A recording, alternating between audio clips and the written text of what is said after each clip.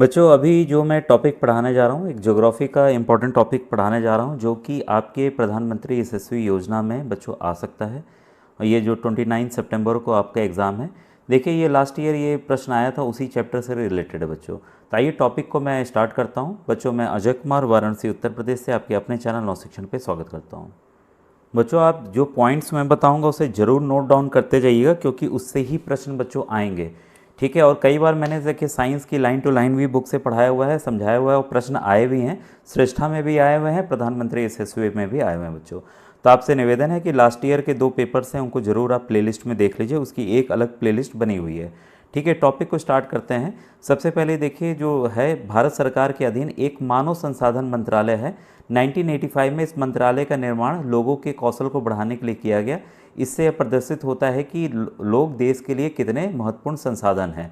तो देखिए हम लोग भी एक संसाधन है और इस पे प्रश्न बच्चों आता है, ये सवाल आ सकता है कि भारत सरकार का मानव संसाधन मंत्रालय कब बना। ठीक है, 1985 में बना।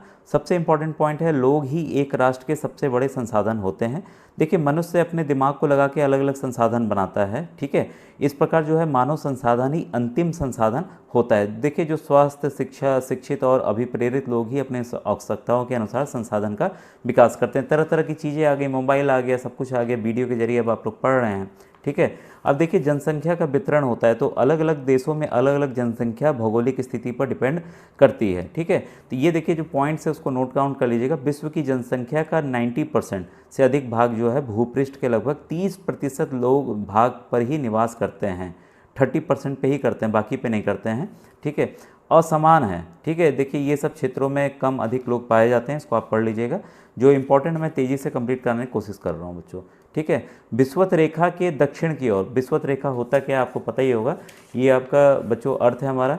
ठीक है, अर्थ है, ये हमारा विषुवत रेखा, ये इसका दक्षिणी भाग हो गया, ये उत्तरी भाग हो गया, यानी कि ये आपका नॉर्थ हो गया, ये साउथ हो गया। ठीक है, विषुवत वृत्त के दक्षिण की अपेक्षा विषुवत वृत्त के उत्तर में बहुत अधिक लोग रहते हैं। देखिए चाइना, भारत लगभग सब ऊपर ही आएगा, तो भाई स्वाभाविक है। ठीक है, विश्व के 7% लोग जो है केवल 10 देशों में ही रहते हैं। तो ये सब पॉइंट्स बच्चों इस पे बनते हैं। बच्चों इस पॉइंट को जरूर नोट कीजिएगा। भारत की जनसंख्या का औसत घनत्व यानी कि जो एवरेज डेंसिटी है वो जो है 382 व्यक्ति प्रति वर्ग किलोमीटर। अगर आप एक वर्ग बना लें, ठीक है, 1 किलोमीटर के दायरे का, तो उसमें 382 लोग रहते हैं ऑन एवरेज। ठीक है, तो जनसंख्या मतलब इसी आधार पर बच्चों मापी जाती है। जो पूरे विश्व की संपूर्ण विश्व की औसत जो जनसंख्या घनत्व है वो 51 व्यक्ति प्रति वर्ग किलोमीटर है। और भारत में सोचिए इतनी जनसंख्या, इस वजह से हमारे यहाँ बहुत ही ज़्यादा है। ठीक है, तो इसको बस सिंपल ये समझ के रखिएगा कि किसी 1 किलोमीटर के दायरे में कितने लोग रहते हैं, तो एक एवरेज ले लिया गया। कई पहाड़ों का एरिया बेशक लिया गया, लेकिन इंडिया का कितना है 382 है, पूरे विश्व का कितना है 51 है। तो ये डाटा बच्चों ज़रूरी है। अब देखिए किस पे डिपेंड करता है, तो कई बार सवाल आते हैं कि जनसंख्या वितरण को कौन सा कारक प्रभावित नहीं करता है। नहीं आएगा तो आप विशेष बच्चों सावधान हो जाएंगे, मैं हमेशा कहता हूं। तो इसमें कौन कौन से करते हैं डिटेल में हम नहीं जाएंगे, इसको लेकिन जरूर नोट डाउन कीजिएगा। स्थलाकृति पे, जलवायु पे, मृदा पे, जल पर और खनिज पे। तो ये देखिए ये कौन से कारक हैं, भौगोलिक कारक हैं, यानी कि ज्योग्राफिकल रीजन्स हैं। आपको पता ही है जल भाई जहाँ होगा वहीं तो लोग रहेंगे, क्या रेगिस्तान में लोग रहेंगे? इसलिए देखिए जो राजस्थान का रेगिस्तान वाला एरिया उसमें बहुत कम लोग रहते हैं। जो लद्दाख का एरिया जहाँ पहाड़ों पे हमेशा बर्फ़ जमी रहती है वहाँ कम लोग रहते हैं। उत्तर प्रदेश, बिहार राज्य में बहुत ज़्यादा जनसंख्या इसी वजह से। ठीक है, जलवायु पे भी डिपेंड करता है, तो इस हिसाब से आप इनको समझ सकते हैं। अब देखिए दूसरा आधार क्या है जिस पर जो जनसंख्या वितरण जो है प्रभावित होती है, वह है हमारे सामाजिक, सांस्कृतिक और आर्थिक कारक। इसमें क्या है, आर्थिक कारक है, औद्योगिक क्षेत्र जहाँ रोजगार मिलेगा भाई स्वाभाविक है वहाँ लोग ज़्यादा रहेंगे। ठीक है, जैसे एग्जाम्पल है जापान में ओसाका और भारत में मुंबई, 2 घने बसे क्षेत्र हैं। ठीक है, इसके बाद है सांस्कृतिक कारक धर्म और सांस्कृतिक महत्ता वाले स्थान लोगों को आकर्षित करते हैं। देखिए वाराणसी का नाम खुद ही है, यरूशलेम है, वेटिकन सिटी है, इसके कुछ उदाहरण हैं। तो जहाँ पे भी सांस्कृतिक गतिविधियाँ ज़्यादा होती हैं वहाँ लोग बच्चों रहते हैं। सामाजिक कारक क्या है, अच्छे आवास, शिक्षा, स्वास्थ्य सुविधाओं के क्षेत्र से अत्यधिक घने बसे होते हैं। देखिए उदाहरण जो है पूना दिया हुआ है, मैं आप सभी बच्चे जानते होंगे आईआईटी, इंजीनियरिंग या मेडिकल की तैयारी के लिए लोग कहाँ जाते हैं, कोटा जाते हैं। कोटा का बार बार समाचार में भी आता है, तो वो भी देखिए एक सामाजिक कारण है, लोग अच्छी शिक्षा के लिए जाते हैं। ठीक है, अब देखिए एक पॉइंट शब्दावली है जीवन प्रत्याशा। ठीक है, यह उन वर्षों की संख्या है जिसमें औसत व्यक्ति के जीवित रहने की आशा की जा सकती है। ठीक है, अब देखिए जो इम्पोर्टेंट टर्म्स इसमें एक आता है हमारा जन्म दर। जन्म दर किसको कहते हैं, ध्यान दीजिएगा, अर्थात प्रति 1000 व्यक्तियों पर जीवित जन्मों की संख्या में मापा जाता है जन्म दर। मृत्यु दर वही है, 1000 व्यक्तियों पर मृतकों की संख्या में मापा जाता है। किसी क्षेत्र विशेष में लोगों के आने जाने को प्रवास कहते हैं। प्रवास कई तरह के होते हैं, इस पर भी सवाल बच्चों आए हुए हैं। ठीक है, प्राकृतिक वृद्धि दर होती क्या है, इसमें 4 ऑप्शन दे देंगे, आप कंफ्यूज हो जाएंगे। याद कर लीजिए, जन्म और मृत्यु जनसंख्या परिवर्तन के प्राकृतिक कारण है। एक देश के जन्म दर और मृत्यु दर के बीच के अंतर को ही प्राकृतिक वृद्धि दर कहते हैं। अब बच्चों देखिए सिंपल लॉजिक है, जनसंख्या वृद्धि कब मानी जाएगी, जब मृत्यु दर से जन्म दर का अधिक होना। ठीक है, फिर यहाँ जन्म दर और मृत्यु दर अगर एक समान हो तो जनसंख्या एक जैसी रहेगी, ना बढ़ेगी ना घटेगी। ठीक है, और जन्म दर से अगर मृत्यु दर अधिक होगी तो जनसंख्या कम होती चली जाएगी। तो इसके देखिए तराजू के जरिए आप इसको आसानी से समझ सकते हैं। देखिए 2 शब्द आते हैं, इमिग्रेशन या एमिग्रेशन। आप्रवास, जब व्यक्ति नए देश में जाता है उसको आप्रवास कहते हैं। उत्प्रवास, जब व्यक्ति एक देश को छोड़ता है। देखिए इसके बहुत सारे उदाहरण हैं और बहुत सारे कारण भी हैं। ठीक है, आखिर अमेरिका लोग क्यों जा रहे हैं।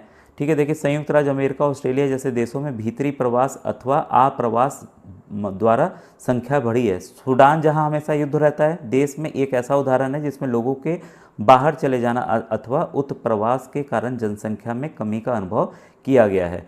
तो ये बच्चों काफ़ी इंपॉर्टेंट वर्ड है। ठीक है, इसको आपको समझना होगा। अब देखिए यहाँ पर एक जो पॉइंट आ रहा है इसको मैं बता दूँ, जनसंख्या संगठन।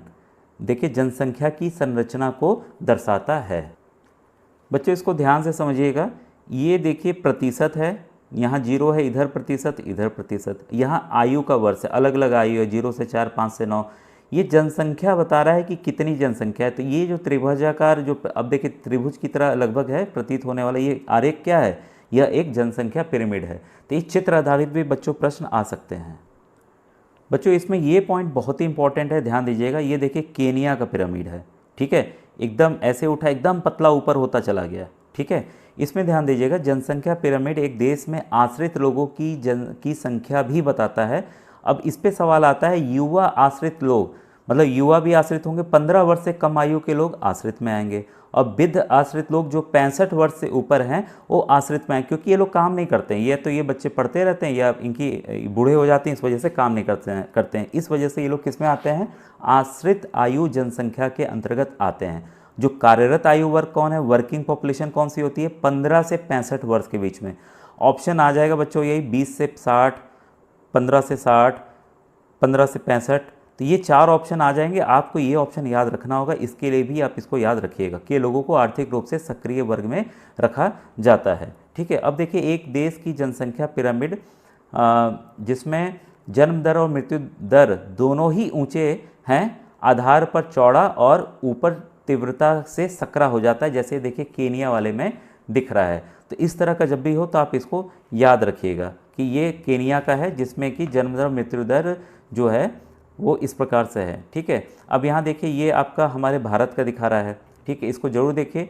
जिन देशों में मृत्यु दर विशेष रूप से बहुत छोटे बच्चों में कम हो रही है, युवा आयु वर्ग का पिरामिड चौड़ा है क्योंकि शिशु प्रौढ़ावस्था तक जीवित रहते हैं, यह भारत के पिरामिड में दृष्टिगोचर होता है। इस प्रकार की जनसंख्या में युवा सापेक्षता अधिक है। इसका अर्थ है मजबूत और वर्धमान बढ़ती हुई श्रम शक्ति, मतलब हमारे पास श्रम शक्ति बच्चों बहुत है। ठीक है, कम जन्म दर वाले जापान जैसे देश में आधार पर पिरामिड सकरा है। देखिए ये सकरा, ये जापान का पिरामिड है, इसको याद रखिएगा। क्यों है, यहाँ कारण दिया हुआ है, घटी मृत्यु दर के कारण अधिक लोग वृद्ध आयु तक पहुँच जाते हैं। तो वृद्ध अवस्था में भी, क्योंकि वहाँ बच्चों इलाज बहुत अच्छा है, लोग जल्दी मरते नहीं हैं। तो इस पॉइंट को भी आपको समझ के चलना पड़ेगा। अब बच्चों देखिए 3 प्रश्न आपके सामने हैं। ठीक है, आपको इसके उत्तर बताने हैं। जनसंख्या वितरण शब्द से क्या तात्पर्य है, क ख ग, कौन सा उत्तर सही है कमेंट सेक्शन में बताइएगा। फिर वे हैं, देखिए तुरंत ही बच्चों ये टॉपिक कंप्लीट हो गया। अगर आप कहेंगे इस तरह के वीडियोस में हर एक चैप्टर का बच्चों बना दूंगा। वे 3 मुख्य कारक कौन से हैं जिनमें जनसंख्या में परिवर्तन होता है। ठीक है, 1999 में जनसंख्या हो गई, ये देखिए ज़रूरी नहीं है। ठीक है, क्योंकि अब लेटेस्ट अपडेट लिया जाएगा। फिर जनसंख्या पिरामिड क्या है ये मैंने बता दिया है। ठीक है बच्चों, आज का वीडियो कैसा लगा ज़रूर बताइएगा। Thank you very much.